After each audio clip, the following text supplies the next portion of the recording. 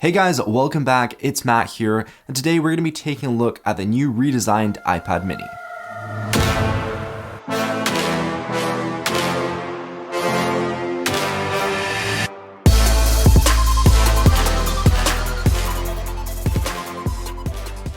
So Apple recently released this new updated iPad mini.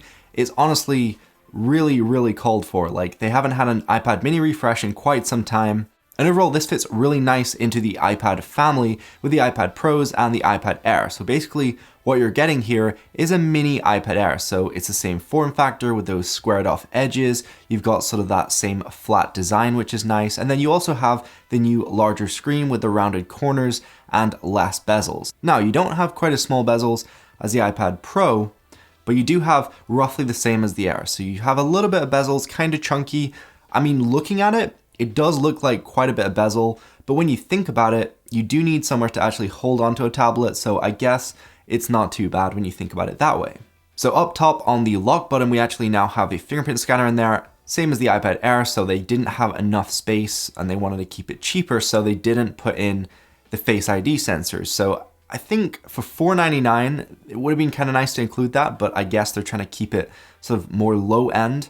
But honestly, just imagining an iPad mini that's like Pro would be super cool, but you're not getting that here. So also up top, alongside those speakers, is actually the volume rocker. So they've moved that from the side up to the top purely because it's such a small device and you need some space for the Apple Pencil 2, which this actually does support. And so that magnetically sticks on the sides, so Apple moved the volume rocker up to the top. I don't really mind it too much because I normally hold the iPad in landscape anyway, so it's not much of a big deal. I don't really like the iPad in portrait just because of the spacing. It's just kind of a little bit weird for me. Now, on the iPad mini, you actually have the first ever camera bump, which is this new 12 megapixel sensor.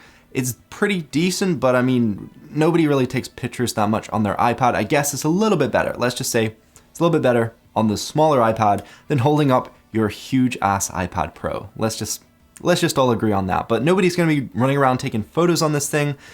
I guess it's nice for scanning in documents and just taking pictures, especially with the new iOS 15, so you can go ahead and actually grab content, including like text, phone numbers, emails, straight from that picture. So I guess that's nice. But the camera I really love is on the front. It's the new wide-angle camera, which has been brought over to the iPad mini. That features Centerstage, and overall, it's just really nice for doing your video calls. When you're walking around the room, it's gonna follow you, so you're getting some nifty features in this iPad mini. But in terms of the screen, I honestly don't really rate it too much.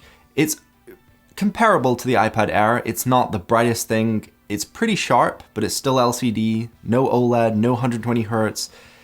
It does have True Tone, and it's pretty usable. I mean, you could definitely watch videos on this comfortably, but I wouldn't really use it out and about. It's gonna get a lot of glare and it's not very bright, so you're gonna struggle if you're actually trying to use this, say, in a park. But if you're actually inside or just watching a video or reading a book in bed, then it's gonna be completely fine. Now, something quite cool is that this basically is like a giant phone because it actually supports 5G. So you can actually get a contract and use 5G directly on the iPad. Now, it doesn't actually support the fastest 5G speeds, like the millimeter wavelength, but it does support just your basic 5G that you're gonna actually care about. So if you're walking around and you have 5G in your area, you're gonna get good speeds on this iPad. It's gonna be usable. And overall, it means you don't need to carry your phone with you. So that's a bonus. So one of the worst things about this iPad is probably the mini battery. So you're getting less battery life than all the other iPads. You're getting about 7 hours screen on time. You're definitely not gonna make it a few days or even a week with this iPad. You're probably gonna have to charge it about every day or so. It depends how much you use it. But if you do hammer it, you do your uni work on it, you watch videos, play games, you're gonna have to charge it every night. I'm gonna be honest. But it is great for the Apple Pencil and drawing, and I can see a lot of students picking this up, especially with student discount. I myself use an iPad with an Apple Pencil for taking notes. And when it comes around to studying, it's super handy just to be able to pull it all up on the one iPad and you don't have to lug around books and pieces of paper and stuff. It just keeps your life super clean and simple, which I like. But it's definitely not for everyone. But other than that, it's $4.99 starting price. You get 64 gigabytes of storage, and you're getting all the great features of iOS 15. So you're getting the same user experience as the iPad Pro. You're getting the split screen multitasking, you're getting the quick notes, all the new features of iOS 15. Yeah, if you're looking for a great, small, updated version of the iPad mini, then this is the tablet for you. Now, it isn't for everyone.